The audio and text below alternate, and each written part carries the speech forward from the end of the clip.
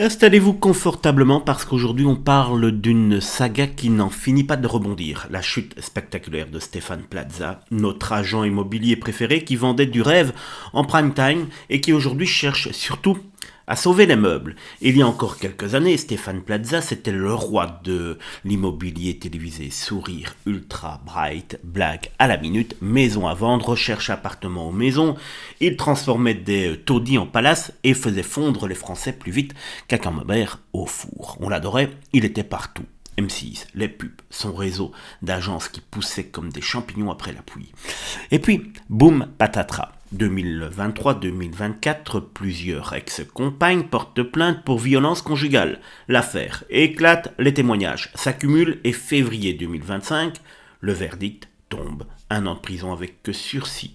Plaza fait appel, crie au complot, mais l'image est fissurée. M6, d'abord hésitante, finit par le lâcher complètement. Adieu le plateau, bonjour le silence radio. Et en 2026, eh bien la chute continue et elle s'accélère même.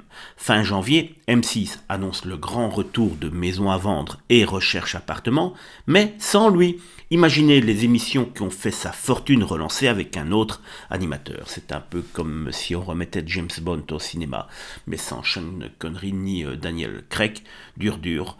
Là, c'est vrai que l'exemple n'est peut-être pas tout à fait bien pris, car cela a fonctionné. Mais peut-être que pour Maison à vendre, cela n'ira pas sans Stéphane Plaza, c'est à vous à me le dire. Côté immobilier, c'est pire. Son réseau, qui comptait plus de 600 agences, a perdu la moitié de ce réseau. Les franchises fuient comme la peste. La réputation est en ruine et les tribunaux condamnent son groupe à indemniser d'anciens partenaires. 117 000 euros par-ci, d'autres dizaines de milliers d'euros par-là. On dirait que même les murs ne veulent plus de son nom dessus. Franchement, c'est presque comique.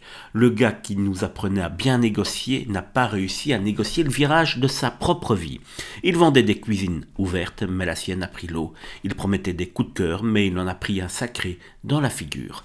Bref, en ce début année 2026, Stéphane Plaza n'est plus l'animateur chouchou. Il se bat encore en justice, mais la porte de M6 semble définitivement claquée. Une leçon, peut-être que même les plus belles façades peuvent cacher des fissures. Allez, on passe à autre chose, mais on suit quand même les prochains épisodes parce que cette série-là, elle est assez captivante.